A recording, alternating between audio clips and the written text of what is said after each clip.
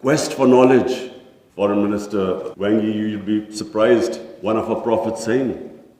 He said, even if you have to go to China to learn and quest for knowledge, you must go there. First, China at that time was center of knowledge, but it meant even risking your life. Going from, at that time, Arabia to China meant you might not come back. So that was the quest of knowledge.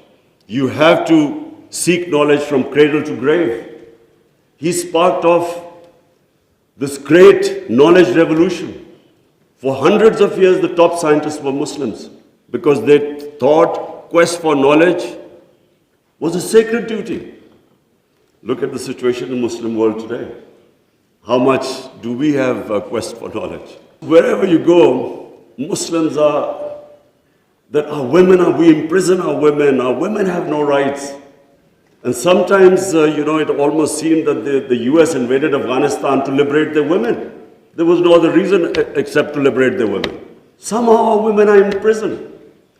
Let me just tell you that it was a revolutionary move by our Prophet that women were given inheritance rights. They were empowered. In Europe, even 100 years ago, the women barely got their inheritance rights. 1500 years ago, women were given the rights. And no one seems to know this. And sadly, cultural issues are equated to our religion.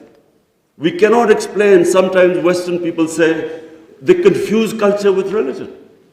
I'm sad to say in Pakistan, we discovered 70% of our women do not get inheritance rights. So we have especially had to pass law to enforce that women must get their inheritance rights. This is 1500 years later.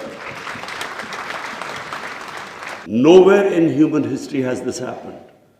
That slaves became kings. The Mamluks were slaves who became kings in Egypt. In India, there was slave dynasty that became kings. Why? Because the Prophet said, treat your slaves as family members. Best to free them, if not, treat them as equal family members. So he was the greatest human being that ever stepped foot. There'll never be a human being like them. If you read the book, The Arab Conquest, everyone became a leader. Whoever was near the Prophet. And our generations don't understand that, and neither have we been able to explain to anyone else. Let's not confuse Muslim imperialism with the 10 years of Prophet in Medina. Let's not confuse that, because that was not what the Prophet preached, where the Muslims went all over the world conquering. It is not what the Prophets, the whole revolution was of ideas.